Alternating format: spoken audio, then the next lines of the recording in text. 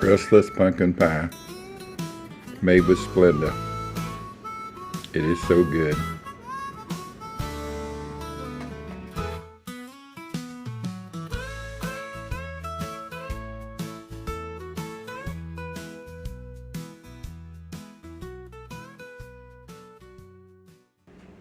Welcome back to A Country Boy Can Cook. Today, crustless pumpkin pie for my wife. She's an insulin dependent diabetic. I'm going to try to make this. I really don't even have a recipe, but I know from making pies for all my life and making custards, like egg custards and stuff, I got the basics down. So we're going to try it in a crustless pumpkin pie. I believe it'll turn out, but we'll see at the end. So let's get started. Here I got 3 eggs,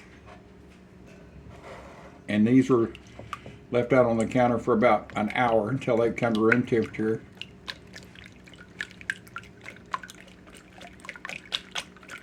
Makes them a lot easier to mix up. Gonna put about maybe about a 1/4 teaspoon of salt. I use pink salt.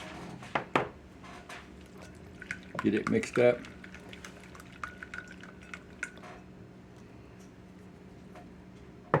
I've got my oven set on 350 degrees. Here's 14 ounces of pumpkin puree. I think that's how it's said, or puree. Just pumpkin. How's that? Not pumpkin pie filling. That's too sweet. I have a friend that uses it to make fried pies, but I've never tried to make a pumpkin pie out of it, so I think it would just be too sweet. So we've got 3 eggs, just a dash of salt to offset the sweetness. I've got Splenda. There's 1 cup going down. It's a pretty easy recipe and pretty quick. I'm going to go ahead and blend this up. Most of the pumpkin pie recipes I've ever made all my life were made with canned milk, like Carnation. Last couple of years I've made them with sweetened condensed milk. But today we're going to use whole milk.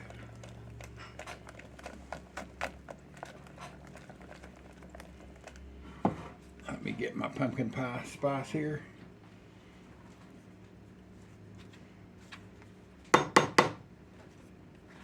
How much we're going to need here? Pumpkin pie spice. We're going to need about a tablespoon.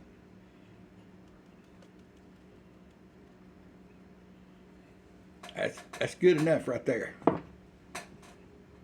Good enough for the girls I go with. It already has pumpkin flavor in it because it's pumpkin puree.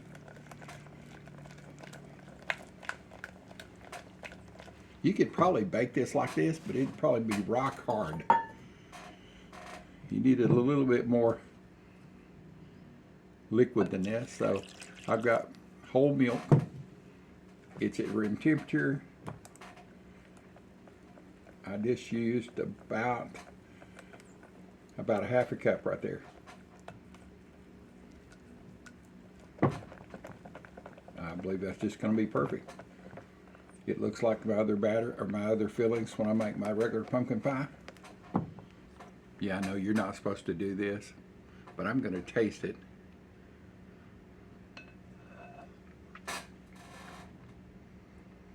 It's plenty sweet enough.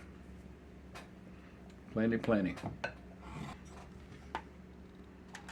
All right, I've got this pan sprayed with Baker's Joy. No crust. Trying to fix something that she can enjoy, that doesn't spike her blood sugar so much. Y'all keep your fingers crossed that this works. I said I don't have a recipe. I'm just going off the seat of my britches. All right.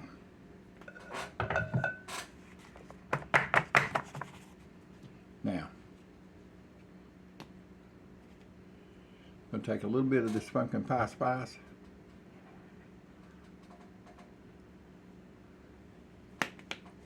And sprinkle it on top. I've got the oven set at 350. So let's get this party started. I'm going to bake it for, I don't really know how long. I'm gonna check it at 30 minutes. Set a timer for 30 and then check it and see what it looks like at that point. Back with you in about 30 minutes.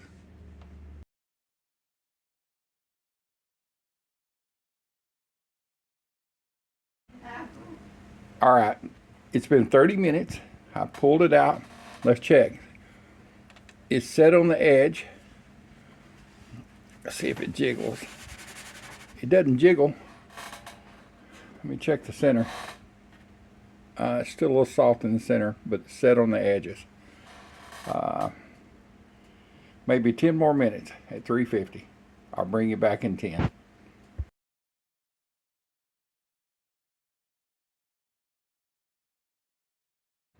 All right, back with you. I set it for 10 more minutes. I checked it. It's set. Let me show you what it looks like. We're going to check it one more time. Warm, but no jiggle in the center. You can see it's firm here on the edge. It's firm in the center. A little soft in the center, but that's going to set with time. Always check it with a toothpick, a knife. Just run it in and see if it comes out clean. It's clean, even in the, so let's check the center. Even in the center. We're going to let this set for about 30 minutes, 45 minutes or so, until it cools down. And take a little taste test. See y'all back in about 45 minutes to an hour.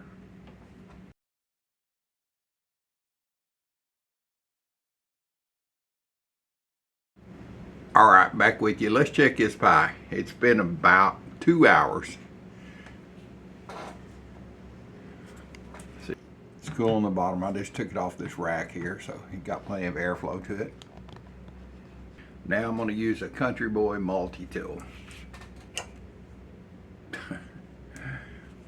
Let's see if this thing is set. I know it's set, but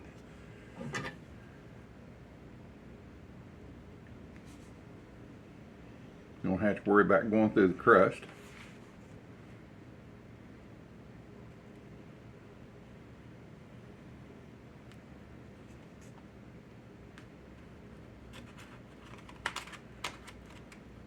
You want to know why this is a multi-tool? Because I cut my bacon off with it in the morning. I chop vegetables with it. I'm fixing to cut a piece of pie. It makes it an old dude multi-tool. Get over here so I can get my plate up here.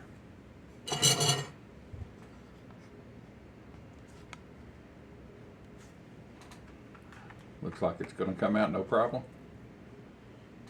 How's that?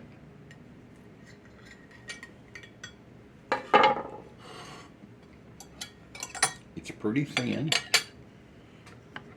I told you I didn't have a recipe. So it looks like it's baked perfect.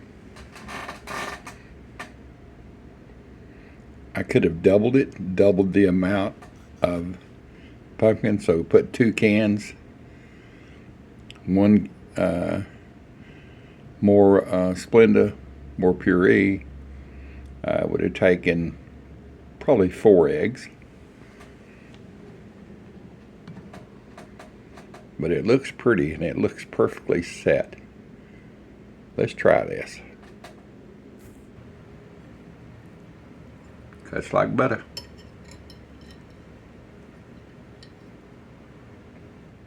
Let's get a bite.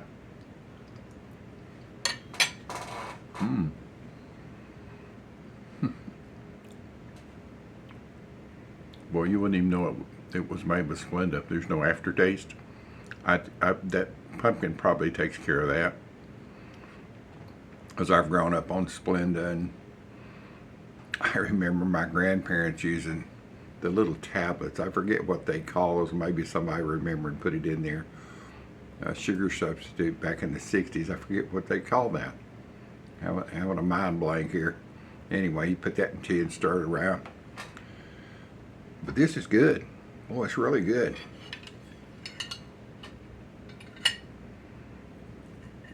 I mean, it is pumpkin pie. It's just doesn't have all the sweetener added to it. And I had somebody ask the other day, you see how I eat, I grab that fork like a caveman style. I'll tell you why.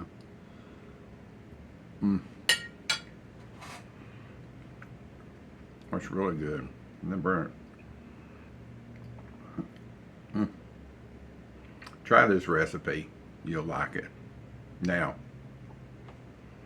why do I grab my fork and eat it like this? I mean, I could eat it like that, I guess. I've never done that. I try to do it like this. Before I had, actually right after I went into heart failure about 4 years ago, I can't remember exactly how long, but 4 years ago, I was working in my front yard and there was a little stub sticking up in my flower bed, about that far, and it was kind of under the mulch where an old plant was at. It's a root sticking up there. My grandson was over here. He was taking some stuff home with him, some steel to do some welding. And I was taking him some water out there. And I got to the corner of my house. My pickup was parked there, so I had to kind of cut through my flower bed. There were just some plants in it, I mean little shrubs. I was going to cut across there, and when I did, I caught my foot on that stub. And of course, I put my arm out, and when I did, this elbow right here, somewhere right in here, hit the corner of my brick house. Of course, I hit the ground. I've had lots of broken bones in my life. I knew it was broke. The bad part about it, when I hit it, I rolled into the back of my pickup. And I couldn't get my hand down to raise myself up to get out from under the truck even. So I started calling, Cody, hey Cody. He finally come around there and he said, Papa, what you doing under the truck? I said, buddy, I think I broke my arm, I explained. He said, oh no. I said, and I can't get under there. I can't get out from under it. And it was my arm. Nobody could grab it to help pull me out from under it. So I said, go tell Cindy. So he goes in and comes back. She said, what are you going to do? And I said, I can't do it. I can't push myself under it. You're going to have to call the ambulance. I said, but tell them to don't put the sirens on. I know a lot of the firemen here in Louisville. I said, tell them I've just broke my arm. I'm okay. I just need some help to get up. So sure enough, about 2 minutes later, here they come. They didn't have their sirens going. They were kind of quiet, and they got here and said, what's going on? I told them. They said, can you get up and move it on? I said, no. I said, if I could, I'd already be out from under here. I was still laying under the back of my pickup. I could push just a little bit, but it just the way my arm was up. So they said, no problem. So they got a backboard and slipped it under me. Two of the firemen, they rolled me and got me on the backboard, and then they pulled me out with the backboard.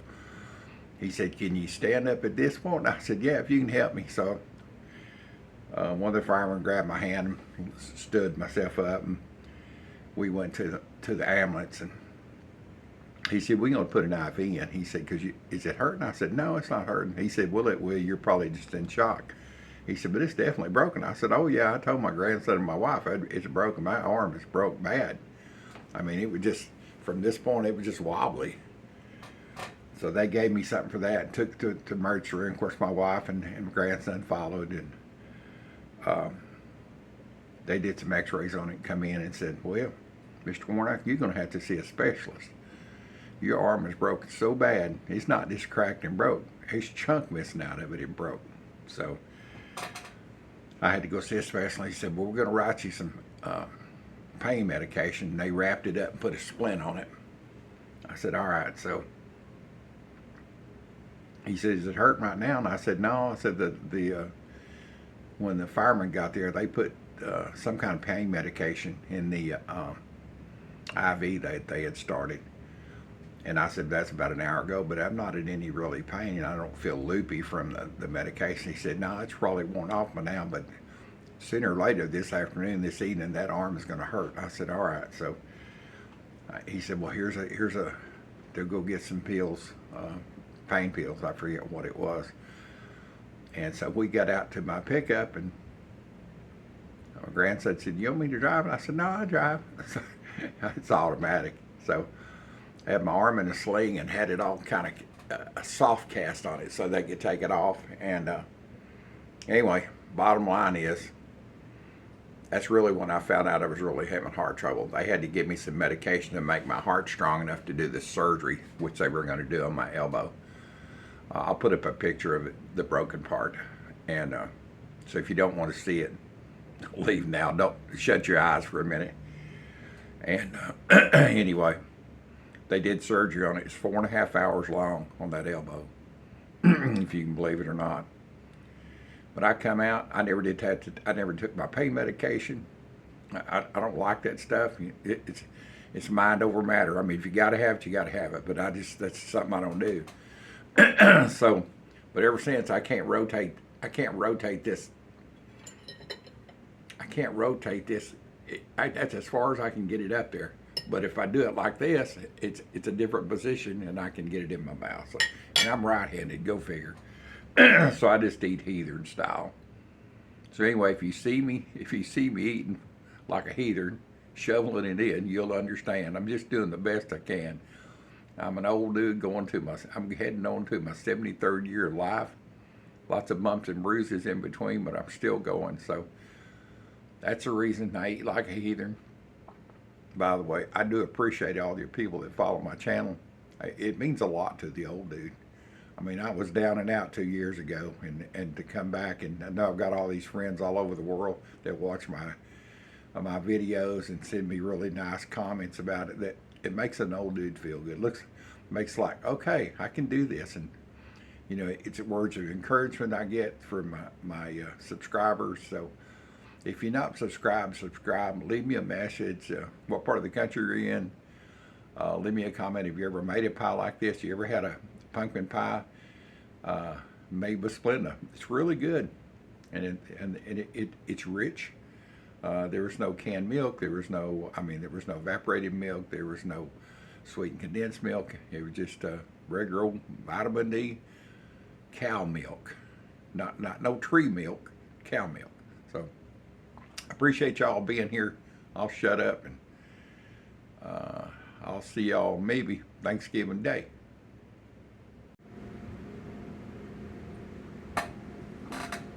Crustless pumpkin pie made with Splenda. It is so good.